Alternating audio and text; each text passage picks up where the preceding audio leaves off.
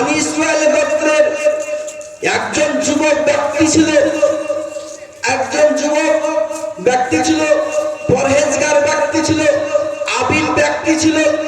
সেই ব্যক্তি মহান রব্বুল আলামিনকে মান্য করতেন, আল্লাহ পাক রব্বুল আলামিনের ইবাদত করতেন। সেই ব্যক্তির নিকটে মাঝে মাঝে হযরত খিজির আলাইহিস সালাম আসতেন। হযরত খিজির আলাইহিস সালাম সেই যুবক ব্যক্তির কাছে আসতেন। তখন সেখানকার বাদশা, সেই বানি ইসরাইল গোত্রের বাদশা খবর পেলেন যে সেই যুবকের কাছে, সেই ব্যক্তির কাছে হযরত খিজির আলাইহিস সালাম আসেন। তখন কিছু রাজা সিপাহী পেঠিয়ে দিলেন, কিছু মানুষকে পাঠিয়ে দিলেন, বললেন যে তোমরা যাও, যাওয়ার পরে ওই যুবককে বলো যে যেই যুবকের কাছে হযরত খিজির আলাইহিস সালাম আছে, সেই যুবককে বলো যদি খিজির আলাইহিস সালাম তোমার নিকটে আসে, এবার যদি তোমার নিকটে খিজির আলাইহিস সালাম আসে, তাহলে তুমি আমাকে খবর দিবে, তুমি আমাকে খবর দিবে। সেই সিপাহী আজ রাজার কথা শুনে আজ সেই যুবক ব্যক্তির কাছে আসলেন। আসার পরে আজ তিনাকে রাজার নিকটে তুলে নিয়ে গেলেন, তিনাকে রাজার নিকটে তুলে নিয়ে গেলেন। যাওয়ার পর রাজার সম্মুখে হাজির করার পর রাজা বলতেছে, এই যুবক ব্যক্তি শোনো, যদি তোমার নিকটে হযরত খিজির আলাইহিস সালাম আসে, তাহলে তুমি আমাকে সঙ্গে সঙ্গে খবর দিবে। যদি তুমি সঙ্গে সঙ্গে আমাকে খবর না দাও, তাহলে আজ তোমার গর্দান কেটে দেব, তোমার গর্দান কেটে নেব যদি তুমি আমাকে না খবর দাও। সেইখানকার বাদশা সেই যুবককে এই কথা বললেন। সেই যুবক তিনার বাড়িতে ফিরে আসলেন। কিছুদিন যাওয়ার পরে হযরত খিজির আলাইহিস সালাম সেই ব্যক্তির কাছে, সেই যুবক ব্যক্তির কাছে উপস্থিত হলেন। উপস্থিত হওয়ার পর সেই যুবক ব্যক্তি বলতেছে হযরত খিজির আলাইহিস সালামকে যে এখানকার রাজা আপনাকে ডেকেছে, এখানকার রাজা আপনাকে ডেকেছে। খিজির আলাইহিস সালাম বলতেছে, যুবক শোনো, যখন রাজা ডেকেছে তখন আমি যাব না কেন, আমি নিশ্চয় যাব, চলে রাজার কাছে। তখন সেই যুবক ব্যক্তি এবং হযরত খিজির আলাইহিস সালাম সেই রাজার নিকটে গেলেন।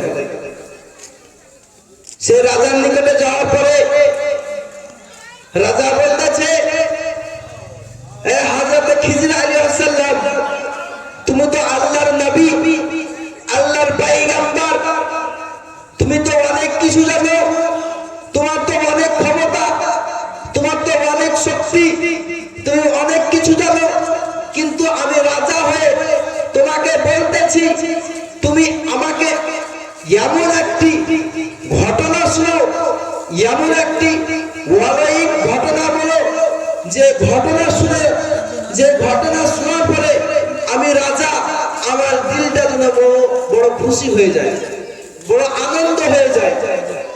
সে রাজা হযরত খিজির আলাইহিস সালামকে এই কথা বলতেছেন।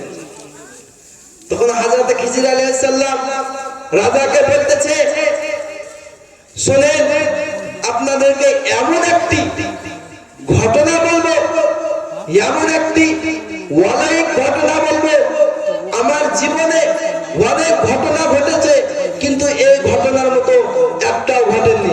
হযরত খিজির আলাইহিস সালাম রাজাকে বলতেছে, শুনেন, যে একদিন আমি খিজির আলাইহিস সালাম রাস্তাতে যেতে যেতে একটি শহর দেখতে পেলাম, একটি খুব সুন্দর শহর দেখতে পেলাম। সেই শহরে দেখতেছি যে অনেক বড় বড় বিল্ডিং আছে, মানুষগুলো অনেক সুন্দর, আজ গাছ গোছালি, আজ পশু পাখি অনেক সুন্দর, সব জায়গা অনেক সুন্দর। সেই শহরটা অনেক সুন্দর ছিল। সেই শহরে একজনকে আমি আমি জিজ্ঞাসা করলাম যে এই শহরটা কতদিন থেকে আছে এখানে, তখন সেই ব্যক্তি বলতেছে যে আমি জানি না এই শহর কতদিন থেকে এখানে আছে, আমি জানি না। আমি তো দূরের কথা, আমার বাপও জানে না, আমার দাদাও জানে না, আমার 14 গোষ্ঠী কেউ জানে না যে এখানে শহর কবে থেকে আছে। তিনার কথা শুনে হযরত খিজির আলাইহিস সালাম তিনি চলে গেলেন। চলে যাওয়ার পরে সেই রাস্তায় আবার তিনি 500 বছর পর আসছেন। কত বছর? 500 বছর পর আসছেন। সেই রাস্তা দিয়ে আবার তিনি 500 বছর পর আসছেন। দেখতেছে যেই জায়গায় বড় শহর ছিল, যেই জায়গায় সুন্দর একটি শহর ছিল, সেই জায়গায় দেখতেছে আজ শুধু জঙ্গল আর জঙ্গল,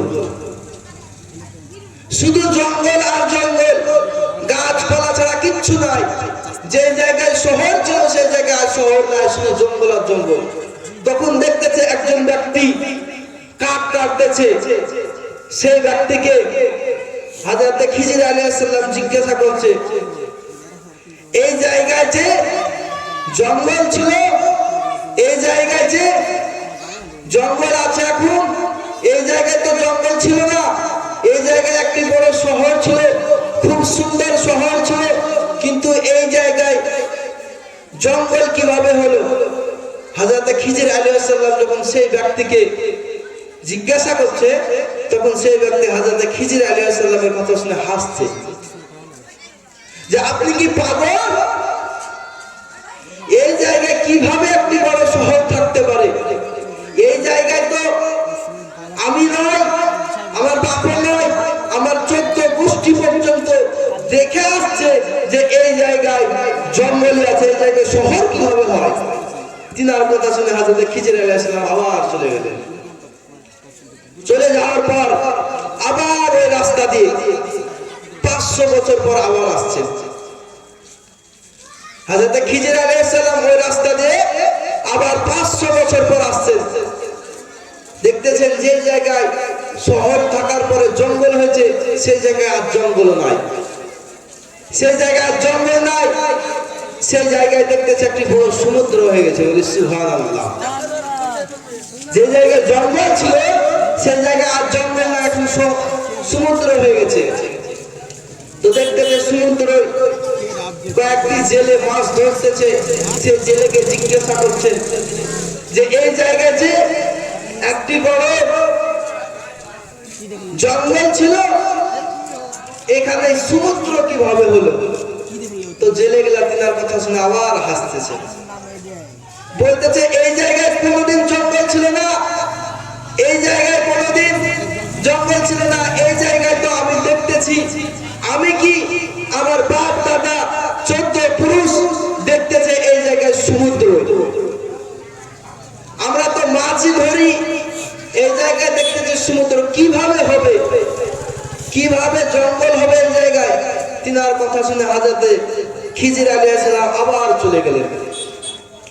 যাওয়ার পরে আবার 500 বছর পর তিনি সেই রাস্তা দিয়ে আবার যাচ্ছেন। দেখতেছে যে জায়গায় প্রথমে ছিল শহর, তারপর হলো জঙ্গল, তারপর দেখতেছে সমুদ্র, সেই জায়গায় আর সমুদ্র নাই।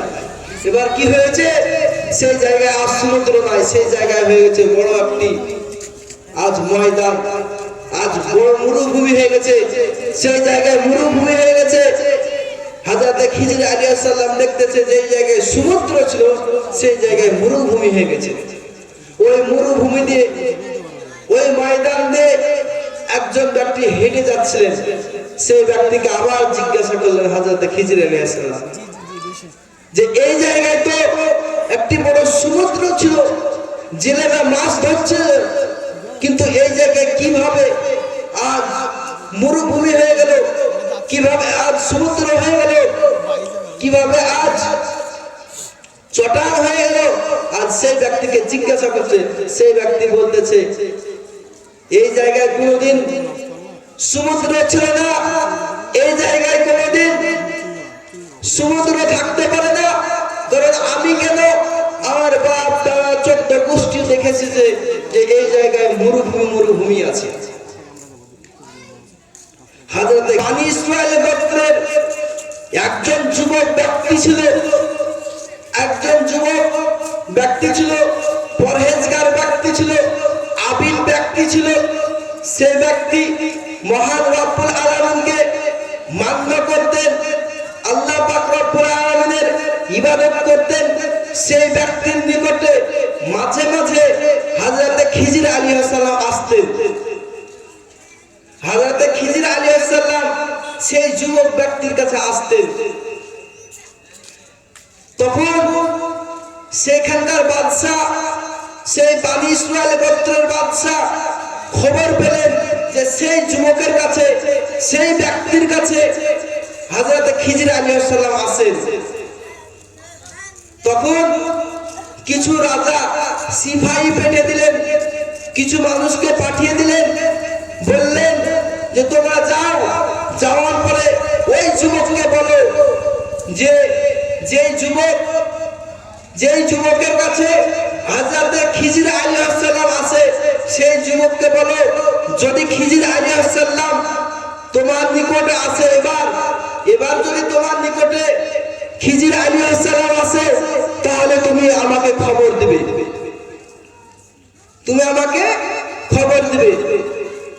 সেই সিপাহী আজ রাজার কথা শুনে আজ সেই যুবক ব্যক্তির কাছে আসলেন। আসার পরে আজ তিনাকে রাজার নিকটে তুলে নিয়ে গেলেন।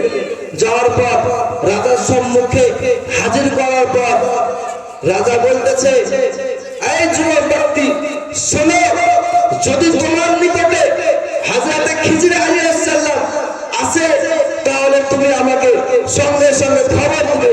যদি তুমি সঙ্গে সঙ্গে আমাকে খবর না দাও, তাহলে আজ তোমার গর্দান কেটে নেব, যদি তুমি আমাকে না খবর দাও। সেইখানকার বাদশা সেই যুবককে এই কথা বললেন। সেই যুবক তিনার বাড়িতে ফিরে আসলেন। কিছুদিন যাওয়ার পরে হযরত খিজির আলাইহিস সালাম সেই ব্যক্তির কাছে, সেই যুবক ব্যক্তির কাছে উপস্থিত হলেন।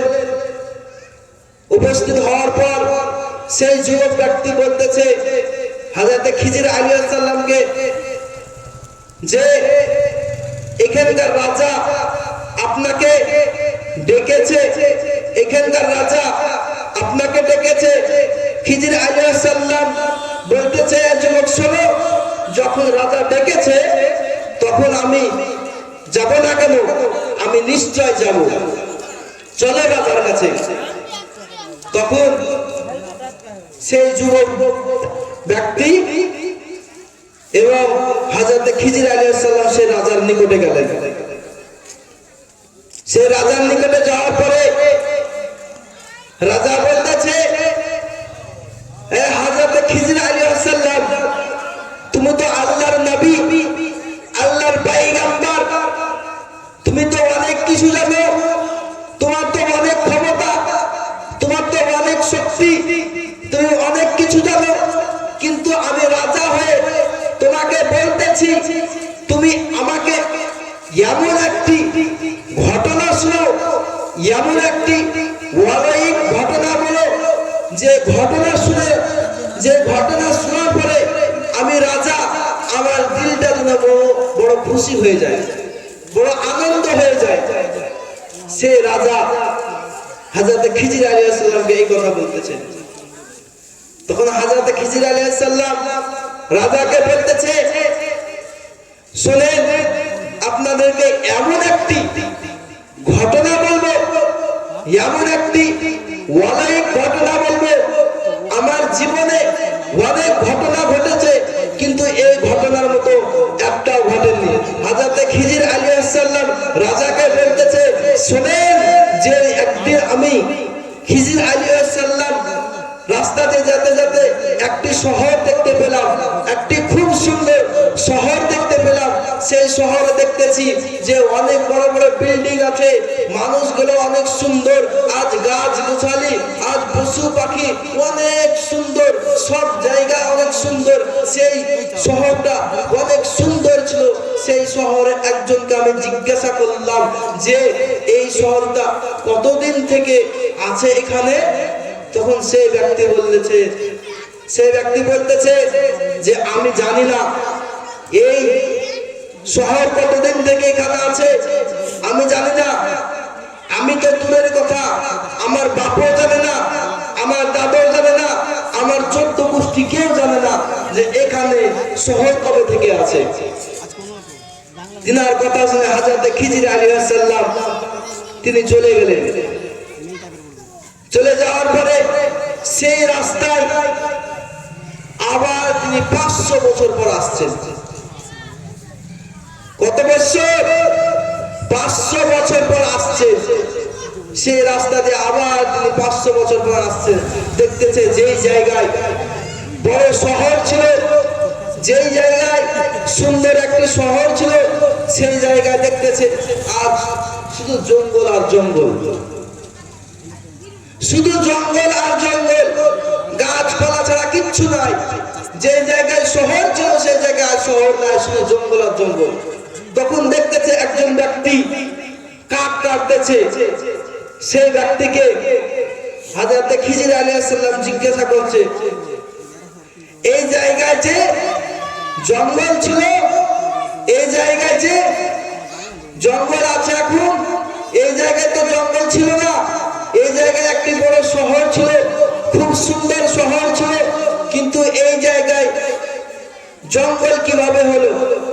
হযরত খিজির আলাইহিস সালাম যখন সেই ব্যক্তিকে জিজ্ঞাসা করছে, তখন সেই ব্যক্তি হযরত খিজির আলাইহিস সালামের কথা শুনে হাসছে যে আপনি কি পাগল?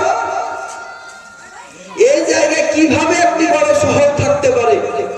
এই জায়গায় তো আমি নয়, আমার বাবা নয়, আমার 14 গোষ্ঠী পর্যন্ত দেখে আসছে যে এই জায়গায় জঙ্গল আছে, এই জায়গায় শহর কিভাবে হয়? তিনার কথা শুনে হযরত খিজির আলাইহিস সালাম আবার চলে গেলেন। চলে যাওয়ার পর আবার ওই রাস্তা দিয়ে 500 বছর পর আবার আসছেন। হযরত খিজির আলাইহিস সালাম ওই রাস্তা দিয়ে আবার 500 বছর পর আসছেন। দেখতেছেন যে জায়গায় শহর থাকার পরে জঙ্গল হয়েছে, সেই জায়গায় আর জঙ্গল নাই, সেই জায়গায় জঙ্গল নাই, সেই জায়গায় দেখতেছে একটি বড় সমুদ্র হয়ে গেছে। বলি সুবহানাল্লাহ। যে জায়গায় জঙ্গল ছিল সেই জায়গায় আর জঙ্গল না, এখন সমুদ্র হয়ে গেছে। তো দেখতেছে সমুদ্র কয়েকটি জেলে মাছ ধরতেছে। সে জেলেকে জিজ্ঞাসা করছে যে এই জায়গায় যে একটি বড় জঙ্গল ছিল, এখানে সমুদ্র কিভাবে হলো? তো জেলেগুলা তিনার কথা শুনে আবার হাসতেছে, বলতেছে এই জায়গায় কোনোদিন জঙ্গল ছিল না, এই জায়গায় কোনোদিন জঙ্গল ছিল না, এই জায়গায় তো আমি দেখতেছি, আমি কি আমার বাপ দাদা 14 পুরুষ দেখতেছে এই জায়গায় সমুদ্র। আমরা তো মাছই ধরি, এই জায়গায় দেখতেছে সমুদ্র, কিভাবে হবে? কিভাবে জঙ্গল হবে এই জায়গায়? তিনার কথা শুনে হযরত খিজির আলাইহিস সালাম আবার চলে গেলেন। যাওয়ার পরে আবার 500 বছর পর তিনি সেই রাস্তা দিয়ে আবার যাচ্ছেন। দেখতেছে যে জায়গায় প্রথমে ছিল শহর, তারপর হলো জঙ্গল, তারপর দেখতেছে সমুদ্র, সেই জায়গায় আর সমুদ্র নাই। এবার কি হয়েছে? সেই জায়গায় আর সমুদ্র নাই, সেই জায়গায় হয়ে গেছে বড় একটি আজ ময়দান, আজ বড় মরুভূমি হয়ে গেছে। সেই জায়গায় মরুভূমি হয়ে গেছে। হযরত খিজির আলাইহিস সালাম দেখতেছে যে জায়গায় সমুদ্র ছিল সেই জায়গায় মরুভূমি হয়ে গেছে। ওই মরুভূমি দিয়ে, ওই ময়দান দিয়ে একজন ব্যক্তি হেঁটে যাচ্ছিলেন। সেই ব্যক্তিকে আবার জিজ্ঞাসা করলেন হযরত খিজির আলাইহিস সালাম যে এই জায়গায় তো একটি বড় সমুদ্র ছিল, জেলেরা মাছ ধরছে, কিন্তু এই জায়গায় কিভাবে আজ মরুভূমি হয়ে গেল? কিভাবে আজ সমুদ্র হয়ে গেল? কিভাবে আজ ব্যক্তিকে জিজ্ঞাসা করছে, সেই ব্যক্তি বলতেছে এই জায়গায় কোনোদিন সমুদ্র ছিল না, এই জায়গায় কোনোদিন সমুদ্র থাকতে পারে না, কারণ আমি কেন আমার বাপ দাদা 14 গোষ্ঠী দেখেছি যে এই জায়গায় মরুভূমি আছে। হযরত